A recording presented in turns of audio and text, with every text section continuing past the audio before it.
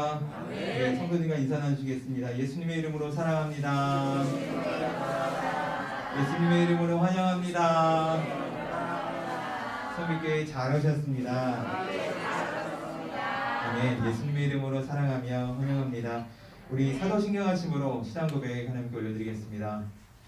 전능하사 천지를 만드신 하나님 아버지를 내가 믿사오며 그의 아들 우리 주 예수 그리스도를 믿사오니 이는 성령으로 잉태하사 동정녀 마리아에게 나으시고 본디 어린아들에게 고난을 받으사 십자가에 못 박혀 죽으시고 장사한 지 사흘 만에 죽은 자 가운데서 다시 살아나시며 하늘에 오르사 전능하신 하나님의 편에 앉아 계시다가 죄리로서 산자와 죽은 자를 심판하러 오시리라. 성령을 믿사오며 거룩한 공예와 성도가 서로 교통하는 것과 주시는 것과 몸이라 사는 것과 영원히 사는 것을 믿사옵나이다. 아멘. 이 시간 우리의 소망 되시고 우리 주 되시고 또 우리 일으켜 주시는 우리 하나님 아버지를 찬양하며 나가도록 하겠습니다.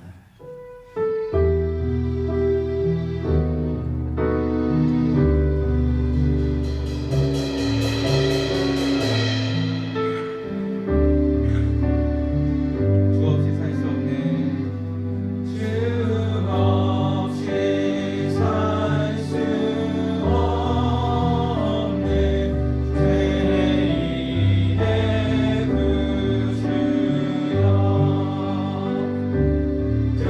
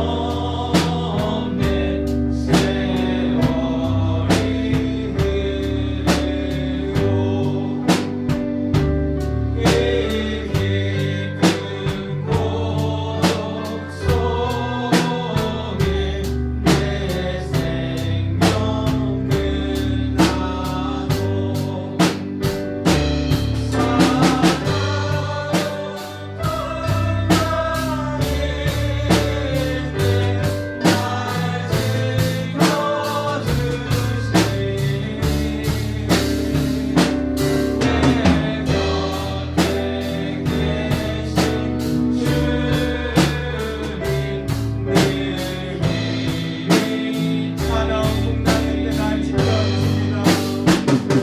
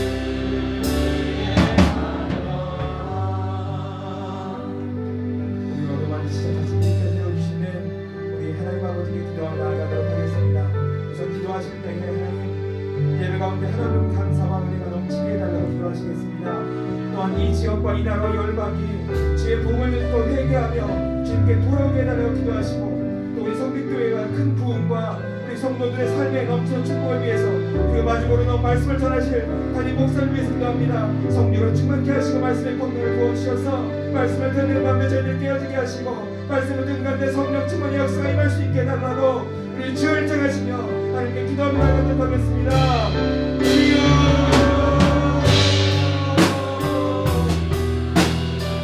하나님 십자가의 보혈로 저희를 덮으시옵소서. 하나님 저희는 돌같은 마음을 넣어주시옵소서. 워낙 기도 저희의 마음을 주님의 나라에서 무너지게 하시고 주님의 십자가 앞에 무너지시는 시간 될 수 있도록 하나님께 인도하여 주시옵소서. 하나님 우리를 어루만져 주시옵소서. 다시 일으켜 세워주시옵소서. 오늘 저희들의 삶을 하나님의 주님께서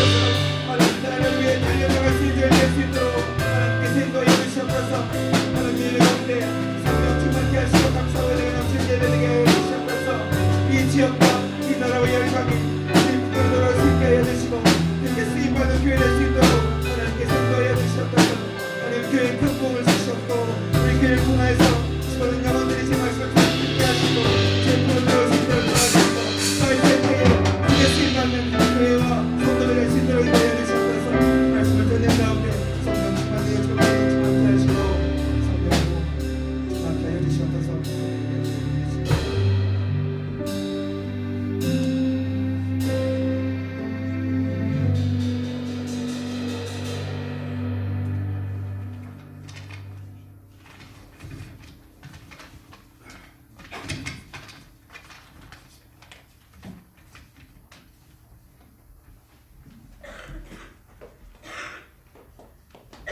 함께 기도드리겠습니다. 졸지도 아니하시고 주무시지도 아니하며 우리 성도님을 지켜주시는 하나님의 은혜를 감사드립니다. 진리와 사랑의 하나님, 이 시간 하나님께 신령과 진실로 예배하게 하시고 사랑으로 고쳐주시고 감사주시며 말씀으로 훈계하여 주시옵소서. 이제 금년도 벌써 12월 달입니다. 올 한 해의 삶을 정의하며 마무리해야 할 때인데 특별히 하나님과의 관계 속에서 우리 성도님의 믿음을 돌아보게 하여 주시옵기를 간절히 원합니다.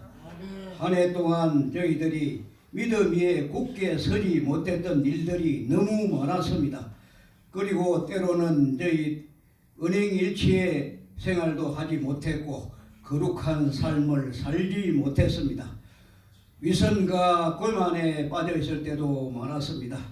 이 시간 진실되게 자신의 죄인된 모습을 발견할 수 있게 하여 주시고 피 묻은 주님의 십자가 아래에서 양털같이 희게 하여 주시는 주님을 바라보게 하여 주시옵소서. 밝은 빛이 되시는 주님, 죄로 어두워진 저희 영혼에 밝은 빛을 비추시는 주님의 말씀이 없었더라면 우리가 어떻게 주님을 알며 주님의 은혜를 깨달아 주님을 섬길 수가 있겠습니까? 저희들이 말씀을 능력을 더욱 깨달아 늘 말씀을 가까이 하고 말씀대로 살 수 있는 믿음을 주시옵소서. 주님의 삶으로 시인하며 주님을 부인하는 삶을 살지 않도록 저희 심령을 교맹하여 주시옵소서. 죄악에 죽을 수밖에 없는 저희들을 찾아오신 하나님의 사랑, 예수님의 십자가 위에서 희생 제물이 되어 주신 그 은혜로 기억하면서 주님이 오신 그 이유를 바로 알게 도와 주시옵소서. 공평하고 신실하신 하나님 아버지, 금년도 벽에 붙은 달력도 달랑 한 장뿐인 오늘 이 시간에 우리 성도님은 올해가 가기 전에 가정 문제, 직장 문제, 자녀 성질 문제, 건강 문제, 남에게 말 못할 문제들을 해결해 주실 것을 믿고 하나님께 소원 소망으로 예언하며 기도드렸습니다. 이 시간 예배를 주관하시고 관전하고 계시는 하나님 아버지, 우리 성도님들의 개인의 소원을 들어주시옵고 부족한 곳을 채워주시옵소서. 사랑하시는 하나님 아버지, 오늘 또 말씀을 전하시는 우리 목사님을 바라보시고 피곤치 않게 도와주옵시고 언제나 승리할 수 있도록 주님의 능력을 함께하여 주옵시고 이 시간도 주님의 건설을 더하여 주셔서 능력의 말씀을 선포하실 수 있도록 도와주시옵소서. 어두운 곳에 밝은 빛을 비추시며 한량없는 은혜를 베푸시는 살아계신 예수님의 이름으로 기도드립니다. 아멘.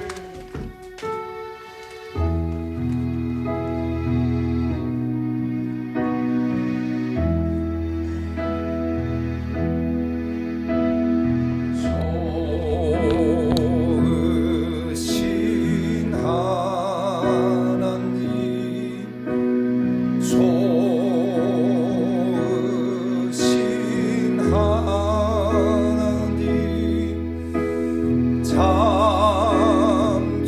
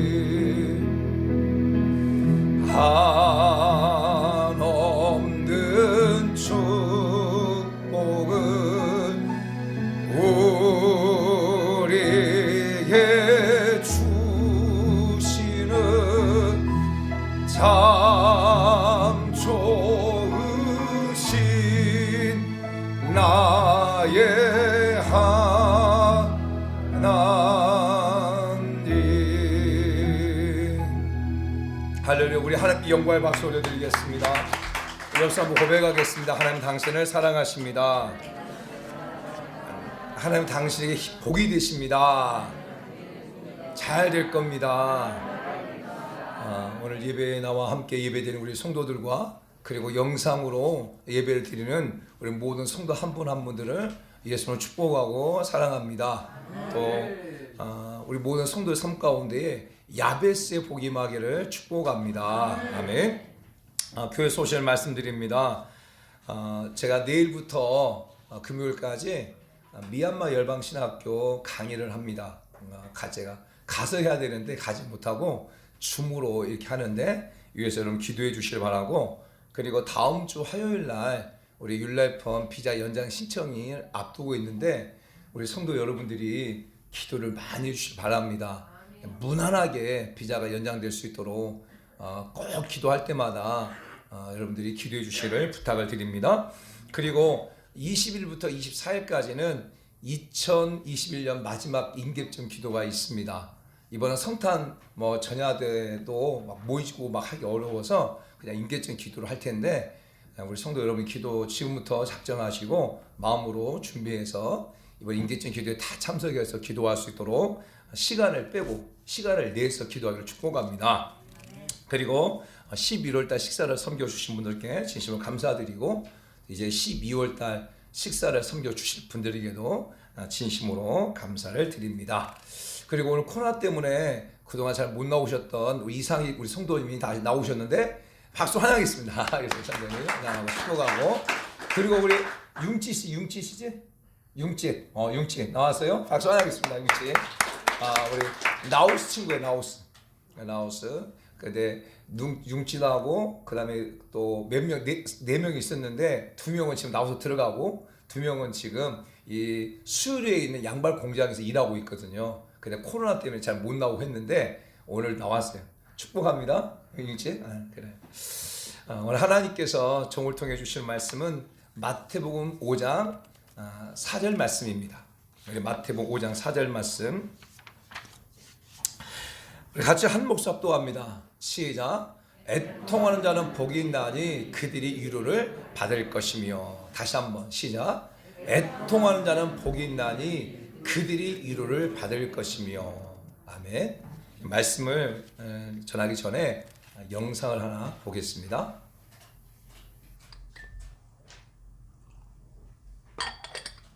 바탕화면이 있어요.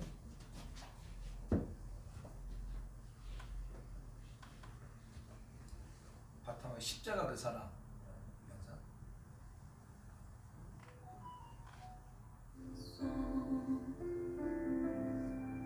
아침에가 뜨고 저녁에 음악이 달라요. 음악이. 몸의 고향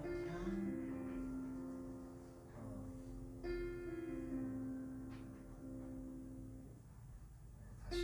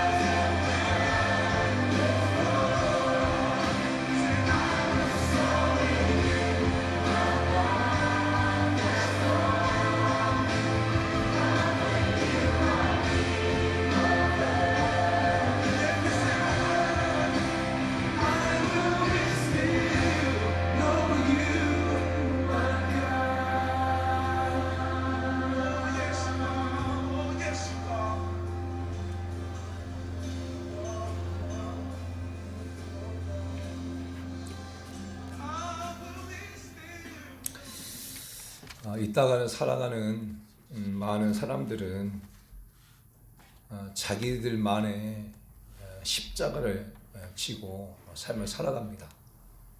어떤 사람은 부모가 십자가일 수 있어요.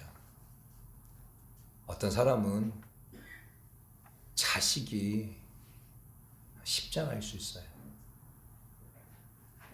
어떤 사람은 남편이 십자가일 수 있어요. 어떤 사람은 또 아내가 십자가가 될 수 있고, 어떤 사람은 경제적인 무너짐이 십자가일 수 있고, 때로는 자신의 육체의 질병이 십자가일 수 있어요. 개개인마다 다 다르지만 모두는 다 그 십자가를 짊어지고 가는 거예요. 그 십자가를 짊어지고 가다 보면 좋은 일도 있지만 고통스러운 일도 많고요, 울 일도 많고 쓰러질 일도 많아요.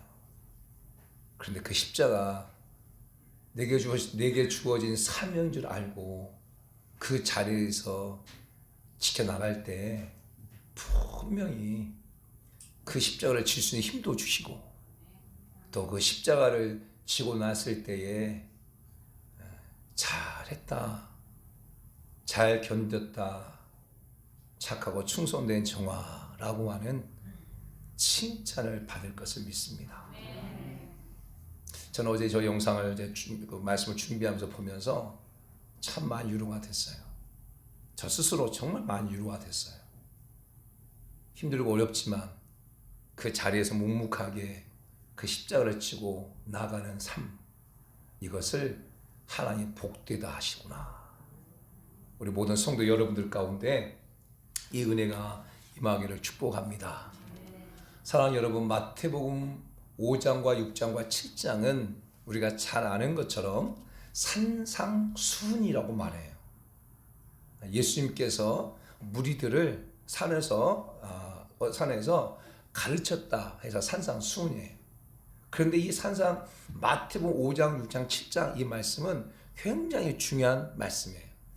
예수 그리스도를 나의 구원자로 고백한 성도들이 이 땅의 삶을 살아가면서 어떻게 삶을 살아가야 되는가, 천국을 소망하고 있는 성도들이 이 땅 가운데서 어떻게 삶을 살아가야 되는가를 그 생활 속의 믿음에 대한 부분을 정확하게 말하고 있는 것이 마태복음 5장과 6장과 7장이에요.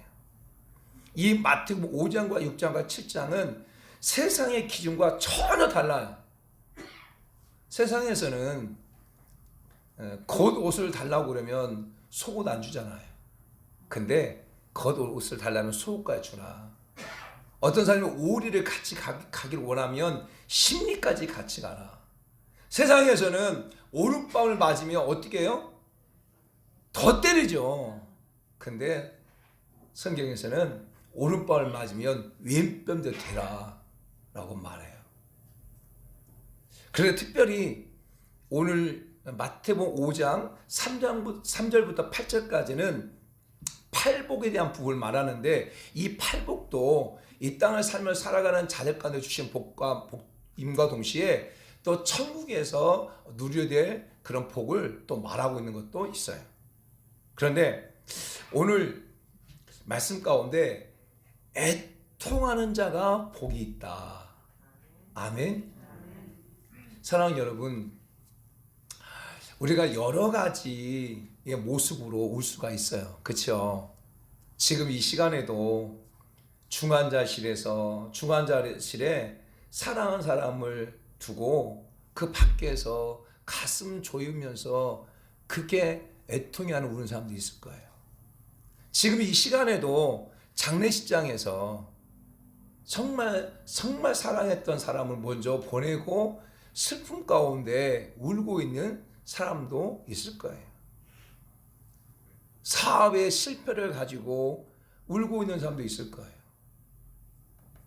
너무 슬퍼가지고 울고 있는 사람도 있을 거고, 때로는 자기 자신이 너무 한탄스럽고 자기 자신이 너무 별 볼 일 없어가지고 자기 자신을 바라보면서 내가 이 것밖에 되지 않는가라고 하는 그런 모습 보면서 울고 있는 사람들이 많이 있을 거예요. 어떤 사람들은 막 기뻐서 행복해서 우는 사람도 있겠죠. 그런데 오늘 성경에서 말하고 있는 이 애통하는 자라고 하는 것은 오늘 우리가 이렇게 말하고 있는 우는 것과 좀 다른 의미예요. 이 애통하는 자라고 하는 이 단어가 헬라어로는 호이 펜둔테스라는 단어예요. 호이 펜둔테스. 이것을 70인 역에서는 뭐라고 말하고 있냐면 죽은 사람에 대한 애도 또는 자신과 타인의 죄에 대한 결과를 탄식하는 아픔을 묘사하는 말이다. 죽음에 대해 애통하는 것, 그리고 자신과 타인의 죄에 대한 결과에 대해서 탄식하는 것이다. 그래서 자신의 죄에 대해 깊이 슬퍼하고 철저히 애통하는 자리까지 간다라는 이렇게 말하고 있고요. 호쿠마 주석에서는 이 애통을 어떻게 표현하고 있냐면 애통은 영적인 측면의 애통으로 인간과 하나님 사이를 갈라놓는 불의에 대한 애통이다. 사람들이 자랑하던 도덕성과 자기의에 대한 애통이며 하나님의 뜻을 진지하게 찾고 끝끝내 발견하려는 애통이다 라고 말하고 있어요. 그래서 이 애통이라고 하는 것 자체가 그냥 슬퍼할 정도가 아니라 그 슬픔을 넘어서 도저히 참을 수 없어서 그 슬픔이 폭발해버리는 것, 이것이 애통이라는 거예요. 사랑하는 성도 여러분, 우리도 그렇잖아요. 슬픔이 올 때 슬픔을 참아요. 또 참아요. 근데 이 슬픔을 이렇게 더 이상 참을 수 없어서 폭발해버리는 것을 우리는 뭐라고 말해요? 운다고 표현하지 않고 뭐라고 말해요? 오열한다고. 오열한다. 그렇게 운다 표현을 쓰잖아요. 그냥 운다가 아니라 저 사람 진짜 오열하고 있어, 이렇게 표현하거든요. 애통이라는 단어가 그거예요. 그런데 그냥 일반적인 애통이 아니라는 거예요. 지금 성경에서 말하고 있는 이 애통의 근거는 무엇이냐면 바로 나의 죄에 대한 애통이라는 거예요. 네 죄를 깨닫고 그 죄가 발견되어지고 그 죄 때문에, 내가 지은 죄 때문에 정말 하나님 앞에 오열할 수 있는 사람, 내가 지은 죄 때문에 하나님 앞에 통회하고 자복하는 사람, 그 사람이 복이 있는 사람이라는 거예요. 사랑하는 성도 여러분, 인간은 모두가 다 죄인이에요. 로마서 3장 23절 말씀 보면 모든 사람이 죄를 범했음에 하나님의 영광에 이르지 못했다, 이렇게 말해요. 로마서 6장 23절의 말씀 보면 그 죄의 삭은 무엇이다? 사망이다, 이렇게 말을 해요. 사도 바울은 에베소 교회 성도들에게 편지를 보내면서 에베소 2장 1절부터 5절까지 보게 되어지면 이렇게 말해요. 예수님은 허물과 죄로 죽었던 너희를 살리셨도다. 그때 너희는 그 가운데 행하여 이 세상 풍조를 따르고 공중의 권세 잡은 자를 따랐으니 곧 지금 불순종의 아들들 가운데 역사하는 영이라. 전에는 우리도 다 그 가운데서 우리의 육체 욕심대로 따라 지내며 육체의 마음에 원하는 것을 하여 다른 이들과 같이 본성 진노의 자녀였더니 궁일 풍성하신 하나님 우리를 사랑하신 그 큰 사랑을 인하여 헛물로 죽은 우리를 그리스도와 함께 살리셨고 너희는 그 은혜로 구원을 받은 것이라. 할렐루야, 할렐루야. 사도 바울은 정확히 말한 게 무엇이냐? 우리가 허물과 죄로 죽었던 자들이다. 그리고 그 죽었던 자들이 이 세상의 풍속과 이 세상의 욕심 가운데 삶을 살아갔던 그런 자들이다. 그런 자들이 예수 그리스도로 말미암아 구원했다라고 말씀하고 있어요. 할렐루야. 사랑하는 성도 여러분, 지금 교회의 가장 큰 문제가 무엇일까요? 지금 사랑하는 성도들의 신앙의 가장 큰 문제가 무엇일까요? 코로나가 문제일까요? 지금 이제 변이 되어진 오미크론이 문제일까요? 아닙니다. 가장 큰 교회 문제는, 가장 큰 성도들의 문제는 내 죄를 갖다가 회개하지 않는 겁니다. 교회가 회개하라! 당신들이 죄를 범했으니까 그 죄를 가지고 하나님 앞에 나와서 회개하십시오. 회개하고 죄사함을 받으십시오. 회개를 선포하지 않는 거예요. 사랑하는 성도 여러분, 우리가 예수 그리스도를 나의 구원자로 고백하고 신앙생활 하잖아요. 근데 왜 우리 신앙이 건조해집니까? 왜 여러분의 신앙이 건조해져요? 내가 교회를 다니고 예수 믿는다고 말하면서 진짜 내가 예수 믿는 사람인가라고 하는 그런 퀘스천 마크를 여러분 스스로 질문할 때가 있잖아요. 내가 왜 이러지? 내 신앙이 왜 이렇게 건조해지지? 왜 내 신앙이 왜 이렇게 감격이 없지? 무엇이 문제지? 내가 똑같이 기도도 하고 똑같이 내가 예배도 드리고 하는데 왜 내가 이렇게 문제지? 내가 똑같이 기도도 하고 근데 왜 내가 이렇게 문제지? 뭔지 아세요? 죄에 대한 자복이 없는 거예요. 하나님 앞에서 내가 내 죄에 대한 자복이 없는 거예요. 죄를 깨닫게 하고 그 죄가 깨달았을 때 하나님 앞에 자복하고 회개하는 게 없는 거예요. 사랑하는 성도 여러분, 예수 그리스도를 나의 구원자로 고백한 그리스도인들 가운데 가장 축복이 무엇이냐면 죄가 깨달아지는 거예요. 할렐루야. 죄가 깨달아지고 그 죄 때문에 내가 하나님 앞에 예통할 수 있는 것, 이것이 은혜고요. 이것이 그리스도의 본분이에요. 사랑하는 성도 여러분, 세상 사람들은요 죄를 회개하지 않습니다. 세상 사람들은 죄를 갖다가 감추죠. 세상 사람들은 죄를 갖다가 다른 사람 탓을 하죠.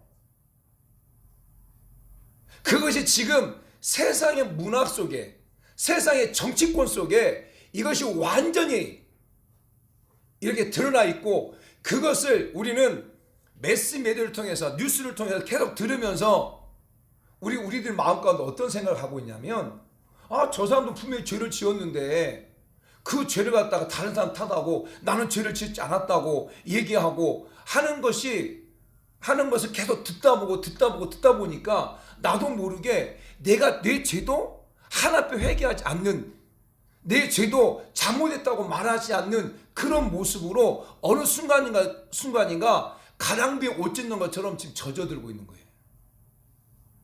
이번에 어느 당 대표의 선거관리위원장이 되어졌던 그 여자가 남자하고 결혼했어요.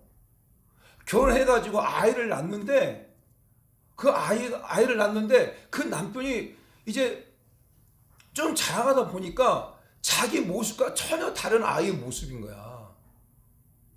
그래가지고 그 남편이 유전자 검사를 한 거예요.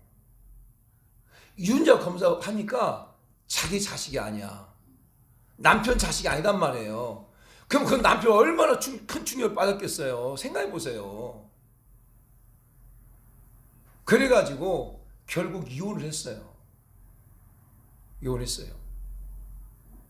그런데 어느 당 선관위원장이 그가 뭐라고 말하는지 아세요? 혼외자지만 그렇게 나와서 키운 용기가 대단하다는 거예요. 이게 말이 됩니까? 그리고 그 여자는 또 남편 탓을 하는 거예요. 그러니까 자기가 잘못한 부분에 대해서 고백하지 않아요. 음주운전을 하고 정말 데이트 폭력이 아니라 과도하게 모녀를 갖다가 살해해버린 것을 변호해주고, 그런데 불구하고 그것이 인권 변호사라고 속이고, 그것이 그리고 거짓말하고, 이런 것들이 의원 중에 계속 방송들을 보면서 우리들 마음 가운데 어떤 마음이 들어요? 저 사람도 죄를 범했고 죄에 대해서 잘못하고 말하지 않는데 왜 우리가 죄를 잘못해야 돼? 이런 생각을 갖는단 말이에요. 그래서 요즘 사람들 가운데 내가 자기가 죄를 고백했어도 어떤 사람들이 잘못했어도 잘못했다고 말하지 않는다니까요. 잘못했다고 말하지 않는 그 말이 내가 하나님 앞에서도 잘못했다고 고백하지 않아요. 회개하지 않는단 말이에요. 그러다 보면 우리의 신앙이 건조해져요. 사랑하는 성도 여러분, 우리가 하나님 앞에 내 죄를 자복하는 거 이게 정말 은혜. 그리고 이 죄가요 깨달아지는 거 이게 은혜예요. 은혜. 우리가 하나님 앞에 서 있음에도 불구하고 하나님 보시기에 아름답지 않게 삶을 살아가고 있어요. 그럼에도 우리는 마음까지 너무 떳떳하잖아요. 하나님, 내가 죄를 범했습니다, 죄 용서해달라고 하는 애통함이 없이 신앙생활 하다 보면 여러분 신앙 무너집니다. 여러분의 마음의 감격, 기쁨 사라집니다. 사랑하는 성도 여러분, 성경에 보게 되면 다윗 왕이 나오죠. 다윗이 나와요. 다윗은 하나님이 인정한 사람이에요. 그래서 이세 아들 다윗을 만나니까 내 마음에 합한 사람이다 라고 하나님께서 인정해 줬어요. 여러분, 다윗이 깨끗한 사람입니까? 다윗이 깨끗하고 다윗이 죄를 범하지 않아서 하나님이 그를 인정한 겁니까? 아니잖아요. 다윗도 죄를 범했어요. 어떤 죄를 범했습니까? 자기의 충성스러운 신하 우리아라고 하는 그 신하의 아내를 갖다가 데려와가지고 겁탈을 한 거예요. 그것으로 끝나지 않고 자기의 그 잘못된 행동을 갖다가 감추기 위해서 전쟁터에 나가 있는 우리아를 불러가지고 야 빨리 와라 해가지고 그동안 수고했으니까 네 아내와 오늘 하룻밤 잘 자라 라고 해요. 그럴 때 이 충성스러운 신하 우리아가 말합니다. 지금 전쟁터에 내 군사들이 있는데 내가 어떻게 그 군사들 놔두고 지금 이게 편안하게, 이 태평하게 지금 내가 아내와 함께 합방을 할 수 있겠습니까? 나는 도저히 못합니다 라고 합방하지 않아요. 그러니까 다윗이 세운 계획이 사라지잖아요. 그래서 어떻게 합니까? 우리아를 갖다가 최전방에 보내버려요. 그리고 결국 그곳에서 전쟁에서 죽게 돼요. 아무도 몰라요. 그런데 하나님께서 나단 선지자를 통해 가지고 말씀하세요. 그 나단 선지자가 얼마나 부담스러웠을까? 왕인데. 그래, 나단 선지자 역할은 무엇이냐면 어떤 사람이 잘못하면 왕이라 할지라도 목숨을 걸고 당신 잘못한 것입니다 말할 수 있어야 돼요. 나단 선지자가 다윗까지 찾아가잖아요. 왕이셔. 이 나라에 어떤 집에 손님이 찾아왔는데 그 집은 굉장히 부자입니다. 양이 99마리가 있는 그런 굉장히 큰 부자입니다. 그리고 그 옆집에는 한 마리 양밖에 없는 그런 가난한 사람입니다. 그리고 그 한 마리 양을 갖다가 귀하게 생각하고 키웠던 사람입니다. 그런데 이 양이 많은 집에 손님이 왔는데 그 한 마리 있는 양을 뺏어다가 손님을 대접했습니다. 이런 사람이 이 나라에 있습니다. 이런 사람 어떻게 해야 될까요? 이렇게 물어보잖아요. 나단 선생님 말합니다. 다윗에게. 다윗이 화를 내죠. 이 나라에 그렇게 나쁜 놈이 있냐? 이 나라에 그렇게 사악한 놈이 있냐? 그런 자를 갖다가 처벌해야 된다라고 말하죠. 그럴 때 뭐라고 말합니까? 나단 선지자가 바로 당신입니다. 왕이십니다. 왕에게는 궁궐에 수많은 후궁들이 있음에도 불구하고 왜 당신은 당신의 충성스러운 신하의 아내를 데려다가 나쁜 짓을 했습니까? 이렇게 말하잖아요. 여러분, 그럴 때 다윗 왕이 왕이잖아요. 왕이기 때문에 나단선을 죽여버릴 수 있어요. 성경에 보게 되어지면 그 당 북이스라엘과 마찬가지, 남유다와 마찬가지고 그 왕들이 제사장들 다 죽여버리는, 선지자를 죽여버리는 사건들이 엄청 많이 나와요. 다윗 왕도 왕을 가지고 있기 때문에, 왕권을 갖고 있기 때문에 나단선의 말도 우습게 여기고 죽일 수 있어요. 뭐 그 말도 무시할 수 있어요. 근데 그렇지 하지 않고 나단선제가 하나님 앞에 가서 통회합니다. 계속 하나님 앞에 통회합니다. 애통해합니다. 내 죄를 용서해 주세요. 그래서 쓴 시가 바로 시편 51편이에요. 시편 51편 3절 말씀 보면 이렇게 말해요. 뭐라고 하냐면, 대전 나는 내 죄를 아오니 내 죄가 항상 내 앞에 있나이다. 시편 51편 17절 말씀 보면, 하나님이 구하는 제사는 상한 심령이라 하나님의 상으로 통한 마음을 주께서 멸시치 아니하시리다.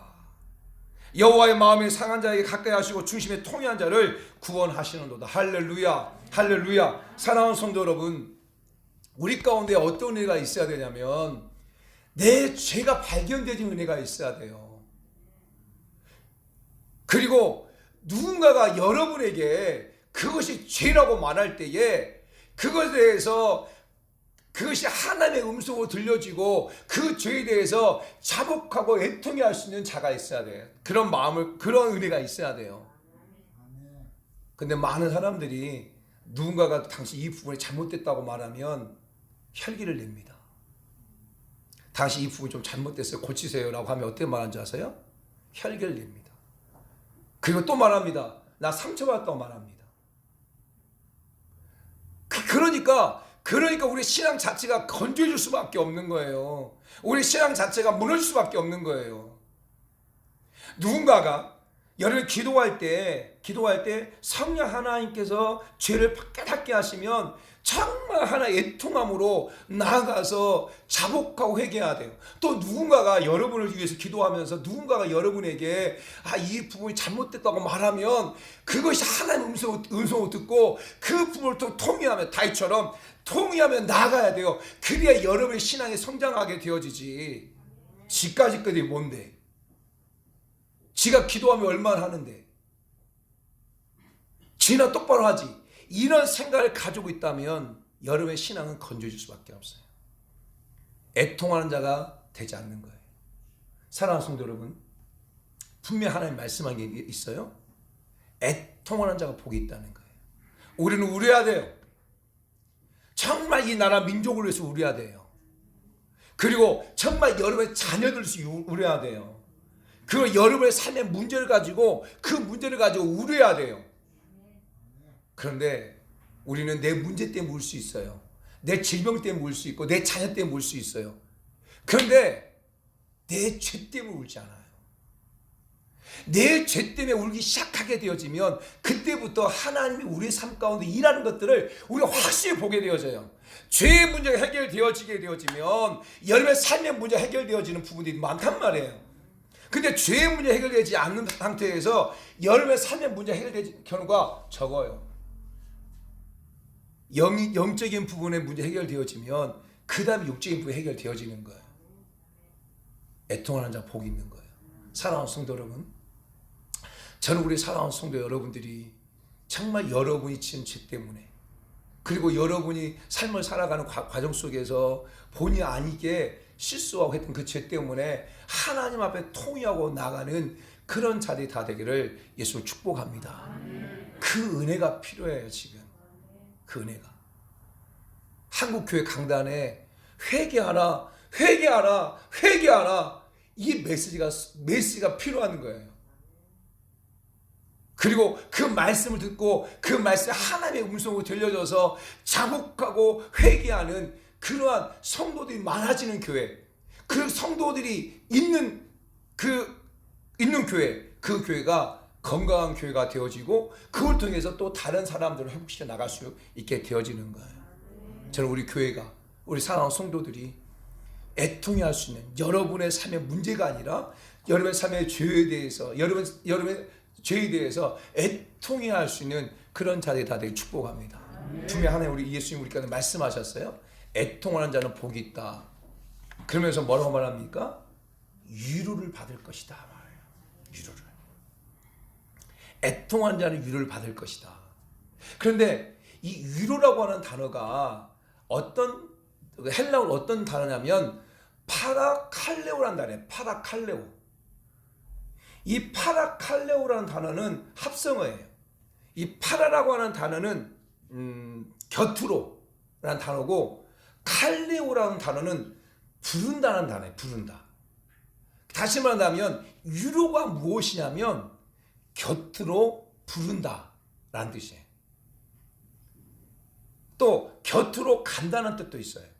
그러니까 여러분이 누군가를 위로하기 위해서는 어떻게 해야 돼요? 네? 곁으로 가잖아요. 곁으로 가잖아요. 그런 뜻이에요. 내가 저 사람 위로하고 싶어.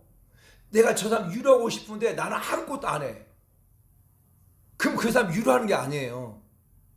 진짜 위로하는 건 뭐냐면 내가 그 사람 옆으로 가는 거예요. 근데 우리는 옆으로 가가지고요, 너무 말을 많이 해요. 좀 잠잠히 있으면 돼. 그 사람이 힘들고 그 사람이 애통해하고 하면 그냥 옆에 서 있으면 되고 옆에 붙어 있어주면 돼. 근데 우리는 가가지고 꼭 욥의 새 친구처럼 꼭 지적질을 해요. 꼭. 우리 신앙의 모습이 이런 모습이라니까요. 지금 그 사람이 고통 가운데 있어요. 그래서 막 애통해하고 있어요. 막 울고 있어요. 그러면 우리가 옆에 가가지고 있어주면 돼. 어깨를 빌려주면 된다고요. 손을 잡아주면 돼. 그런데 우리는 지적질해요. 네가 그러니까 그런 죄를 받는 거야. 네가 그러니까 이런 아픔을 당하는 거야. 네가 그러니까 이렇게 문제가 생기는 거야. 그렇게 말을 해요. 그래서 여러분의 생각이 다르다니까요. 다 이해할 수 없는 것인데 내가 이해한 것처럼 말하고 있어요. 너 잘못된 거예요. 옆에 곁에 있어주는 것, 그것이 일어나는 거예요. 근데 하나님께서, 예수님께서 애통하냐 복이 있는데 그때 예수님께서 곁에 있어준다는 거예요. 아멘. 아멘. 사랑하는 성도 여러분, 정말 누군가가 여러분의 곁에 있어준다면 힘을 얻을 수 있어요. 자살하는 사람들의 통계를 보게 되어지면 꼭 죽기 전에 누군가에게 꼭 문자를 보낸다든지 꼭 메시지를 남긴다는 거예요. 그 의미가 어떤 의미냐면 나를 내 곁에 있어주라는 거예요. 사랑하는 성도 여러분, 교회가 무엇일까요? 곁에 있어주는 역할을 해야 돼요. 목회가 무엇일까요? 목회자가 성도들 곁에 있어주는 역할을 해야 돼요. 성도 여러분도 마찬가지예요. 정말 여러분들이 옆에 힘들고 어렵고 공부한 사람들이 있을 때 그 옆에 있어주는 것, 그것이 위로예요. 근데 우리가 정말 내 죄에 대해서 자복하고 회개하고 애통해할 때 만왕의 왕 되신 하나님이 내 곁에 있어준다는 거예요. 이게 위로의 위로. 아멘. 그런데 분명히 애통하는 자는 복이 있다고 있는데 위로를 받을 것이라 말했는데, 그러면 이 위로 어떤 위로를 받을까요? 어떤 위로? 여러분, 성경에 보게 되면 예수 앞에 나오는 자들마다 다 위로를 받았어요. 그렇잖아요. 12년 동안 혈증 앓던 여인이 몸을 가지고 치료받기 위해서 예수 앞에 나왔을 때 그 혈류근이 마르게 되어지고 치료됐잖아요. 위로를 받은 거잖아요. 중병자가 예수 앞에 왔을 때 치료를 받았어요. 위로를 받은 거잖아요. 저 날 때부터 소경된 자가 예수 앞에 왔어요. 다윗이 와서 예수 나를 불쌍히 해달라고 기도했을 때 위로를 받았어요. 왜? 어떻게 위로 받았어요? 눈이 보이게 됐잖아요. 할렐루야. 그런데 이렇게 내 죄에 대해서 막 회개하고 애통하는 자에게 하나님께서 어떻게 위로해 준지 아세요? 3가지 위로가 있는데, 첫 번째 위로가 뭐냐면 나를 의롭다 여기시는 거예요. 나를 의롭다. 저와 여러분을 의로운 자라고 여기시는 거예요. 다시 말해 이 의롭다고 하는 단어가 칭이라는 단어인데 이 의롭다는 의미가 어떤 의미냐면 하나님 앞에서 죄가 없다. 할렐루야. 하나님 앞에서 죄가 없다. 이게 의롭다는 의미예요. 예수 그리스도 믿지 않는 많은 사람들 다 모두 죄인이에요. 예수 그리스도를 믿는 사람들도 다 죄악 가운데 삶을 살고 있어요. 그러나 내가 내 죄를 하나님께 고백하면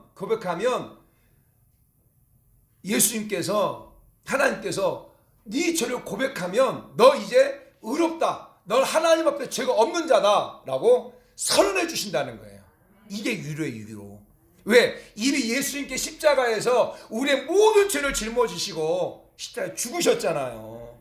우리를 위해서 속량해 주셨잖아요. 그로 말미암아 우리가 의롭게 된 거예요. 그리고 그로 말미암아 의롭게 된 우리가 예수 그리스도 이름으로 기도하고 나갈 때에 또 우리가 예수님께서 너 죄 없다고 계속 우리를 선언해 주시는 거예요. 사랑하는 성도 여러분, 성경의 말씀을 보게 되면 로마서 3장 23절 24절 말씀 보면 모든 사람이 죄를 범하였음에 하나님의 영광 이르지 못하더니 그리스도 예수 안에 있는 성령으로 말미암아 하나님의 은혜로 값없이 의롭다 여기심을 받았다. 이렇게 말하고 있어요.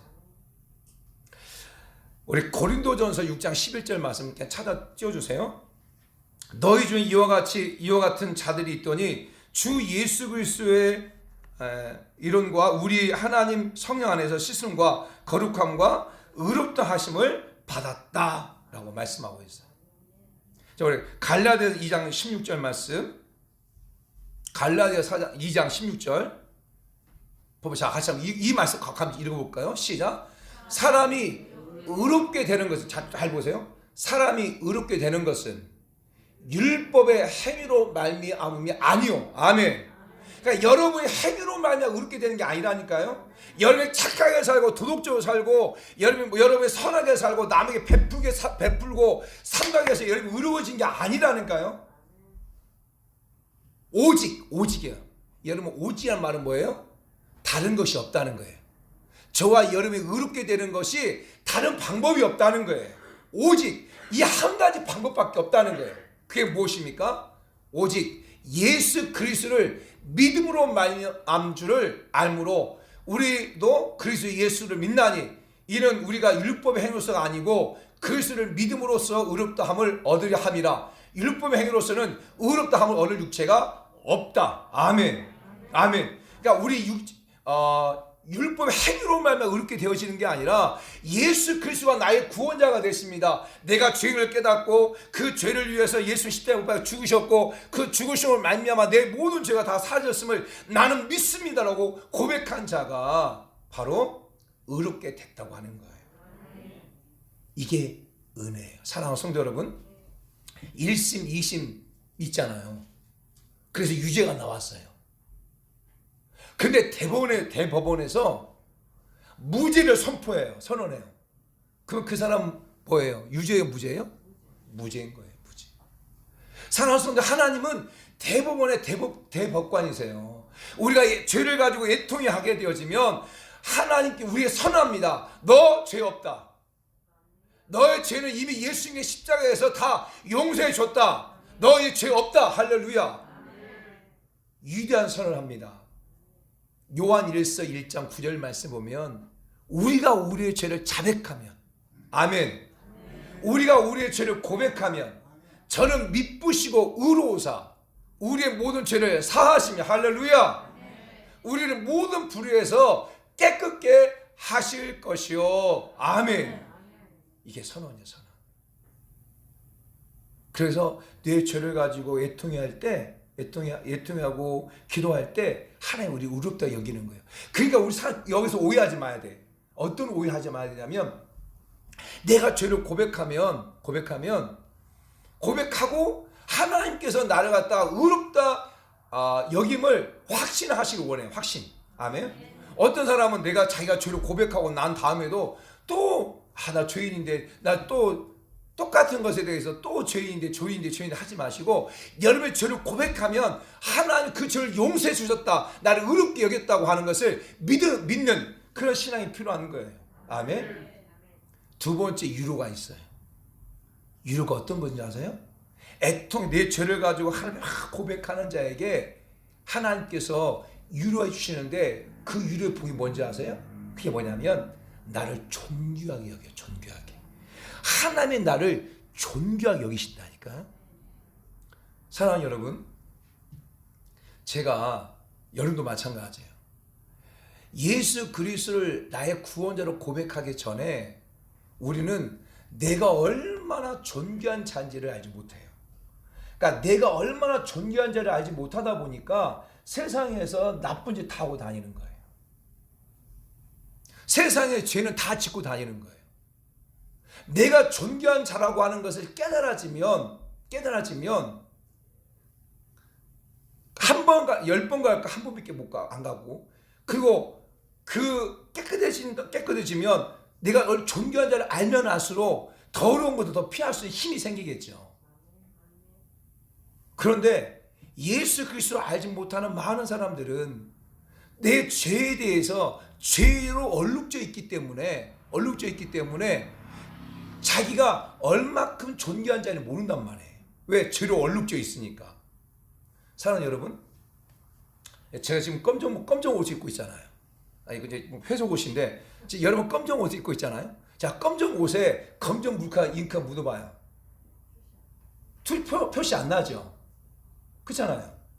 근데 여러분 흰 옷에 김치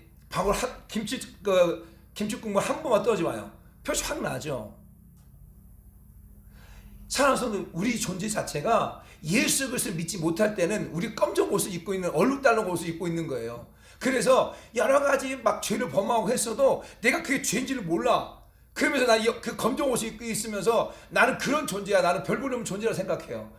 그런데 예수 그리스도로 말미암아 죄 사함을 받게 되어지면 내가 흰 옷을 입게 되어져. 그러면 내가 흰 옷이라고 하는 것은 존귀한 자의 상징한 존귀한 자인데, 그 검은 어떤 더러운 것이 묻게 되어지면 쉽게 알게 되어지는 거예요.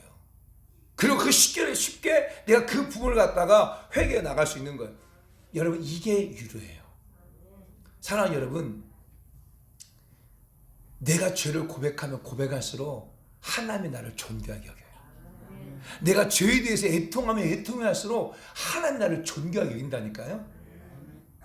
그래서 성경에 보게 되면 하나님이 교만한 자를 대적하시고 교만한 자를 물리치신다고 얘기했지만 겸손한 자에게 은혜를 주시는 거예요. 여러분, 교만한 자가 회개합니까? 안 합니다. 교만한 자는 자기 죄를 갖다가 고백하지 않습니다. 누가 고백하냐? 겸손한 자가 자기 죄를 갖다가 고백하지, 교만한 자는 자기 죄를 고백하지 않습니다. 겸손하면 겸손할수록, 내가 내 죄를 가지고 애통해하면 애통해할수록 하나님이 나를 존귀하게 여기는 거예요. 사랑하는 여러분, 여러분 스스로 내가 존귀하다고 해서 존귀해지는 게 아니에요. 그렇잖아요. 그렇지 않아요?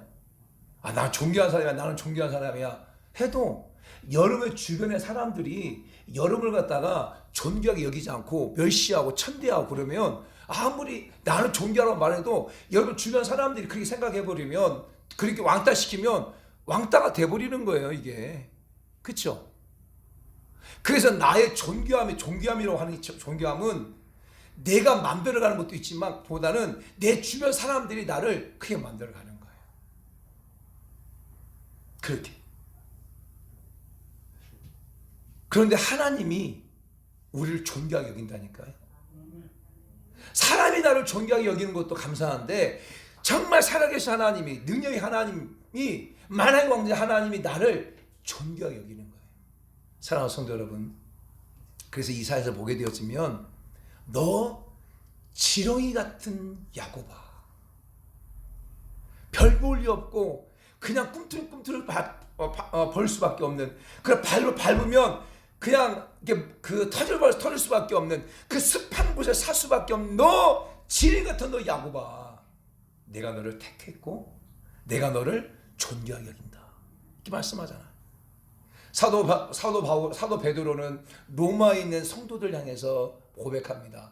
베드로전서 2장 9절 10절 말씀 보면 너는 택하신 족속이요 왕같은 제사장들이요 또 그의 나라요 그의 소유다. 할렐루야. 사랑하는 성도 여러분, 저와 여러분 하나님 보시면 존귀하게 보신다는 거예요. 왜 존귀하게 보냐면 우리가 내 죄를 갖다가 회개하고 그 죄를 갖다가 예수의 십자가에 우리 죄를 다 용서해 주시고 그렇기 때문에 저와 여러분을 하나님 보실 때 존귀히 여기는 거예요.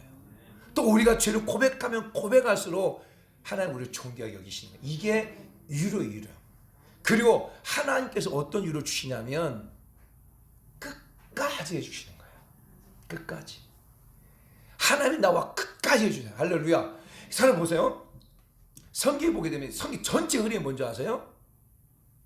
이스라엘 백성들이 하나님을 잘 섬기잖아요. 하나님을 잘 섬기고 하나님을 잘 경배하잖아요. 그러면 하나님 함께 하시죠. 근데 그들이 죄를 범해. 그러면 어떻게 합니까? 하나님이 다른 나라를 통해 가지고 치리하죠. 하나님이 떠나 계시죠. 근데 떠나 계셨다가 또 이스라엘 백성 하나님 잘못했습니다. 하나님 용서해 주세요. 또 용서해 주세요 하면 하나님께서 그 이스라엘 백성들과 또 함께 하시면서 또 그 바벨론과 아수르와 이방 나라를 물리치시죠. 똑같아요. 그래서 오늘 우리가 죄를 고백하면 고백할수록 하나님 어떤 위로를 얻냐면 하나님이 나와 함께 하심을 더 경험할 수 있어요. 요한복음 13장 1절 말씀 보면 하나님이 우리를 사랑하시되 끝까지 사랑하신다. 아멘. 아멘. 예수님께서 제자들 가운데 그 마지막 대위 명령 하시잖아요. 마태복음 28장 18절부터 20절 말씀 보면 너희는 가서 모든 족속으로 제사하며 아버지와 아들과 성령의 이름으로 세워주고 내가 너희에게 분ban 모든 것을 가르쳐 지키게 하라. 볼지어다 세상 끝날까지 내가 너와 함께 할 것이다. 아멘. 정말 성령 하나님 우리와 함께 하시 성령이 우리 보내신 이유가 무엇입니까? 우리와 함께 하시기 위해서. 할렐루야. 이게 어떤 자에게? 회개하는 자에게. 내가 죄를 가지고 막 애통하는 자에게 하나님 함께 하는 거예요. 사랑하는 성도 그렇잖아요. 여러분도 안 그래요? 어떤 사람이 죄를 범했어요.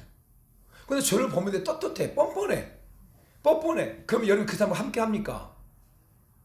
자, 진짜 함께하는 사람은 비유가 좋은 사람이에요. 함께하는 사람은 그 사람도 똑같은 그런 종류의 사람이에요. 똑같이 뻔뻔한 사람들이에요. 근데 일반적으로 죄를 범해서도 회개하지 않고 잘못했다 말하지 않고 그러면 좀 멀리하죠. 그러다가도 그 사람이 진짜 미안해요. 내가 너무 잘못했어요. 용서해 주세요. 그럼 어떻습니까? 또 친해지고 함께 하잖아요. 내가 죄에 대해서 애통해야 할 때 하나님 주신 유로가 뭐냐? 하나님이 함께 하시는 거예요. 그리고 하나님 우리의 삶을 주관해 주시는 거예요. 사랑하는 성도 여러분, 오늘 우리 사랑하는 성도 여러분 가운데 진짜 애통해야 할 것은 다른 것이 아니라 여러분의 죄에 대한 부분이에요. 성령 하나님께서 내 죄를 깨닫게 하셨다면 여러분 막 기도하는 가운데 갑자기 성령 하나님 내 죄를 깨닫게 하신다면 그때면 분명히 성령 하나님께 여러분 가운데 막 눈물이 펑 쏟아지게 할 거예요. 때로는 누군가가 여러분에게 그 부분에 대해 죄에 대한 부분을 지적한다면 지금까지 게 뭔데? 알면 얼마나 알아? 이게 아니라 그것을 하나님의 음성을 듣고 그래요. 내가 잘못했어요. 하나님 내가 잘못했어요. 다윗처럼 통회하고 내 성령을 거두지 마옵소서 하며 통회하고 애통해 할 수 있는 자가 하나님의 위로를 받게 되어져요. 하나님의 의롭다 인침을 받게 되고 그럴 때 하나님 너 진짜 존귀한 자다. 그리고 그럴 때 하나님께서 그 영과 함께 하신다고 하는 것을 여러분들이 믿으시길 바랍니다. 올 시간 같이 한번 기도할 때 찬양을 먼저 한번 하겠습니다. 찬양. 오늘 이 시간에 찬양을 하고 같이 한번 기도할게요. 나 같은 죄인 살리신 불 다 꺼주세요. 불 다 꺼주시고. 사랑하는 성도 여러분, 우리는 하나님 앞에서 진실해야 돼요. 그것이 바로 그리스도인들이에요. 우리가 하나님 앞에 예배 드릴 때도 진실하게 예배 드려야 돼요. 그래서 어느 교회는 예배를 드릴 때 핸드폰을 다 걷어버려요. 다. 그래서 다 걷어요. 이름 써가지고. 왜? 핸드폰이 하나님 앞에 나 예배하는데 방해가 되니까. 오늘 많은 성도들이요, 예배를 잘 못 드려요. 왜? 핸드폰 하니까. 그러면서 자기는 떳떳한 거. 그게 엄청 하나님 앞에 죄인데, 하나님 앞에 예배하고 하나님 앞에 집중해야 될 시간에 다른 것에 집중하고 있는데 그것이 죄로 인식하지 않는 그런 모습들이 많아요. 중고등학생도 많죠. 원래 많은 신앙인들이 하나님 앞에 왔을 때도 자기 죄를 고백하지 않아요. 왜? 그것이 세상의 문화가 돼버렸어요. 이제 세상은 잘못했다고 용서를 빌잖아요. 그 사람은 매장돼 버려요. 그래서 어떻게든지 잘못했다고 말하지 않아요. 핑계를 대요. 또 다른 사람 탓해요. 근데 하나님은 말씀해요. 죄를 범했냐? 내게 죄를 고백하라고 말해요. 죄를 고백할 때 하나님 우리 의롭다고 말해줘요. 죄를 고백할 때 하나님 우리를 존귀하다고 말해줘요. 우리가 죄를 고백할 때 하나님 나와 함께 하심을 내가 알게 돼요. 하나님,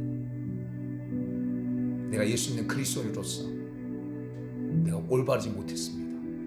하나님 앞에 서 있을 때 예배하는 내 삶의 모습도, 내가 삶을 살아가는 내 삶의 모습도 하나님 잘못했습니다.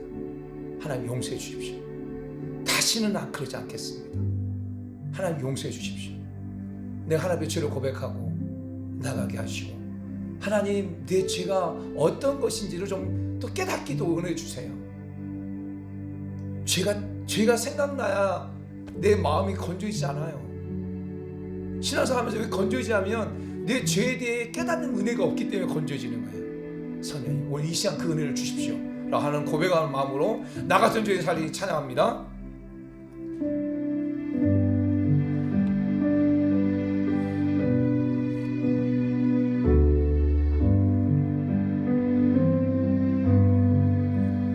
나 같은 죄인 살리신 주의 놀라워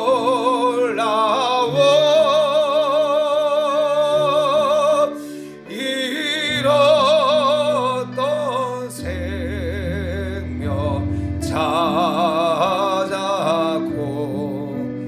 광명으로 넌 나 같은 죄 살리신 나 같은 죄인 살리신 주의 놀라워 잃었던 생명 찾았고 광명으로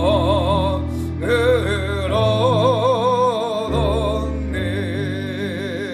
우리 시간 같이 한번 기도합시다. 하나님, 내가 죄인입니다. 하나님, 내가 죄인입니다. 내가 많은 죄를 지었습니다. 다른 사람 탓했던 죄 용서해 주십시오. 그 죄를 덮으려고 했던 죄를 용서해 주십시오. 다른 사람이 말을 할 때 그 말을 우습게 생각하고 받아들이지 않았던 그런 죄를 용서해 주십시오. 하나님, 오늘 내 죄를 깨닫게 해 주십시오. 그걸 하나님에 자복합니다. 다시 하나님 은혜를 베풀어 주옵소서. 하나님, 우리 심령 속에 애통하며 복이 나니 제가 위로를 받을 것을 말씀하신 이 약속의 말씀이 오늘 우리 삶 가운데 이루어질 수 있도록 은혜를 베풀어 주시옵소서. 우리 주님의 이름으로 통성을 기도하겠습니다. 주여 주여 주여 오 주여 주여 용서하여 주시옵소서. 주여 용서하여 주시옵소서. 주여 용서하여 주시옵소서. 주여 용서하여 주시옵소서. 하나님, 내가 하나님의 종으로서 삶을 살아가면서, 내가 예수님 또한 그리스도의 삶을 살아가면서 하나님 앞에 아버지 주여 아버지 사람을 속이려고 했습니다. 아버지의 사람을 속이는 것이 아니라 하나님을 속이는 것이었는데, 아버지의 삶의 노릇이 가지고 아버지의 사람을 속이는 것, 아버지 속이려고 했으면 아버지 속이며 아버지 내 자신을 속이며 삶을 살아왔습니다. 하나님 용서하여 주시옵소서. 용서하여 주시옵소서. 아버지, 내가 죄를 범하고 있음에도 불구하고 그것이 죄인지 알지 못하고 아버지의 삶을 살아왔습니다. 하나님 용서하여 주시옵소서. 용서하여 주시옵소서. 하나님 말씀을 듣고 하나님 아버지 어떤 것이 내 죄인지를 깨닫게 하셨고, 그 깨닫는 죄 때문에 아버지 앞에 자복하고 나갈 수 있는 그런 자가 되게 하시니 하나님을 찬양합니다. 하나님 어떤 죄를 지었다 할지라도 아버지 주 앞에 회개하고 나가는 자들 다 되게 하여 주옵소서. 우리의 사랑하는 손들과 회개를 부어 주옵소서. 주여 아버지 울었습니다. 아버지 자식 때문에 울었습니다. 남편 때문에, 내 직장 때문에, 사업 때문에, 아버지 내 질병 때문에 아버지 울어왔습니다. 그러나 하나님, 내가 내 죄 때문에 울지는 못했습니다. 내가 내 죄 때문에 언제 울었는지 하나님 아버지 정말 아버지 까마득한 오랜 날이었다고 하는 것을 깨닫습니다. 하나님 다시 회복하게 도와주옵소서. 내가 죄를 회개하지 않을 때 우리의 신앙이 드라이해진다고 하는 것을 알게 하시고, 아버지 죄를 자복하고 나가는 자 되게 하여 주옵소서. 하나님 앞에 신실하게 삶을 살아가게 하시고, 또 많은 사람들 앞에 아버지 거짓된 내 자신의 모습이 아니라 아버지 나 자신을 속이는 자 되지 않게 하시옵소서. 나 자신을 속이지 않게 하소서. 아버지 다른 사람도 속이지 않게 하시고 속이지 않게 하시며 아버지 하나님을 속이지 아니하는 그런 자의 삶을 살아갈 수 있도록 은혜를 베풀어 주시옵소서. 하나님, 정말 내가 예수 믿는 그리스도로만 하지만 하나님 우리 신앙이 참 너무나 건조해집니다. 그 은혜에 대한 감격도 잃어버리고, 내가 예수 그리스도 믿는 그런 자유라고 하는 그 감격도 잃어버리고, 내가 교회 나와서 하나님 앞에 예배 드리는 이것이 얼마나 큰 은혜인데 이 감격도 잃어버리고 습관적으로 나와서 예배하는 그런 모습들입니다. 하나님, 처음 내가 죄인 것을 이렇게 고백하고 그 죄 때문에 애통해하며 가슴을 치며 정말 뒹굴면서 울었던 그 은혜, 그로 인하여 하나님 주셨던 그 위로함이 오늘 우리 사랑하는 성도들까지 다시 회복되게 주시옵소서. 다른 사람 핑계대지 않게 하시고, 다른 사람 탓하지 않게 하시고, 내 잘못입니다, 결국 내 잘못입니다 라고 하는 그 겸손함으로 하나님 용서를 구하고 회개에 선포하고 나갈 때에 하나님 위로하신 은혜가 우리 모두에게 있게 하여 주시옵소서. 하나님, 오늘도 여호와 하나님께 주신 은혜 감사해서 여호와 하나님의 귀한 이름 올려드립니다.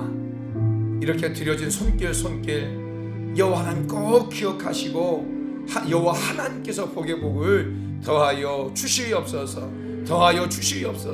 이 땅을 살아가는 동안에 결코 물질 때문에 어려움 당하지 않게 하시고, 정말 꾸어줄지언정 꾸이지 않게 하여 주옵소서. 우리 사랑하는 성도들이 쓰고도 또 쓰고 또 써도 남음 있는 삶을 살아갈 수 있도록 여호와 하나님 꼭 복을 나리어 주시옵소서. 이 물질을 쓰여지는 곳들마다 정말 하나님을 기쁘시게 하는 멋진 축복의 통로가 되게 하여 주시옵소서. 모두 감사하며 예수님의 이름으로 기도드립니다. 아멘. 이제는 길과 진리와 생명이 되신 우리 주 예수 그리스도의 은혜와 아버지 하나님의 크고 놀라우신 사랑하심과 성령님의 인도 교통 충만 내재 내주 역사하심이 오늘 주신 말씀 붙잡고 애통하는 자는 복이 있나니 저희가 위로를 받을 것이며 이 말씀을 이루어내기로 다시 결단하고 난 우리 모두 성도들과 저들 가정과 삶 위에 이 나라 민족과 열방 위에 수많은 선교사님들과 이 땅의 교회 위에 또 영원토록 함께 있을지어다. 아멘.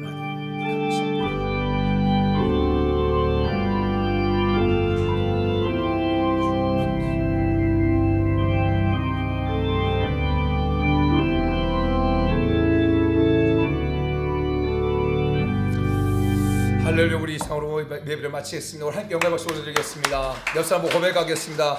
회개가 능력입니다. 회개가 축복입니다. 회개가 은혜입니다. 회개가 축복의 통로의 문입니다. 아멘. 감사합니다. 이상으로 마치겠습니다. 그리고 오늘 우리 남선교회 총회가 있습니다. 우리 남선교회 되시는 우리 성도님들은 다 이렇게 가지 마시고 남아주시면 감사하겠습니다.